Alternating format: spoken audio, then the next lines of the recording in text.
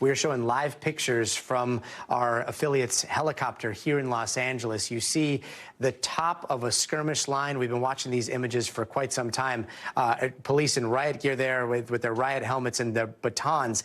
And that line is pretty considerable. It's dozens and dozens of officers, if not upwards of 40, 50, possibly 60 officers. That line is very long, and they are walking towards that encampment, that area that they were trying to clear earlier at USC. USC's campus was shut off. It was closed down in certain parts. And this is something that we've heard rumblings was going to happen for quite some time throughout this afternoon. It now looks like police are finally on the move en masse, starting to go possibly engage with the protesters down at USC. It's something that, Antonia, you've been seeing throughout the country happen. What do you think we're going to see in the next few minutes here?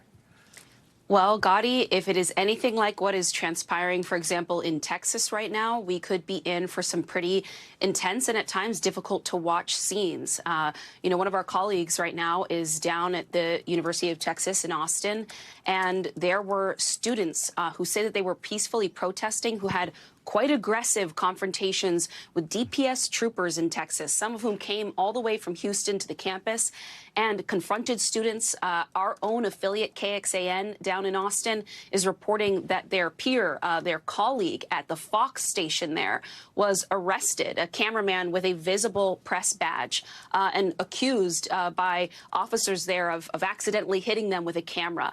And so there have been clashes with reporters and officers on the scene, students who were protesting, and as was the case in Colombia, additional students who haven't even really been part of this protest movement, haven't perhaps been super engaged on these political and geopolitical issues, but who came out to watch, to video what was happening to their classmates, and who have been really shocked by this. What we're seeing in New York, every day that I visit, and I've been going to Colombia since Thursday last week, we hear from students who say that watching police arrive, just like you're seeing on your television screen right now, that this is for them, one word that's been used to me was radicalizing.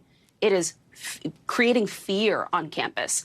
For students, again, who in some cases haven't even been part of this movement, just the sight of seeing officers there is really changing them. And this is something that I think we're going to be talking about, Gotti. We're going to be grappling with the impacts of this for days. Even if these protests and agreements come between the schools and the students and the leaders of these organizations, that's one thing. But I think that there's going to be political fallout from this for a while.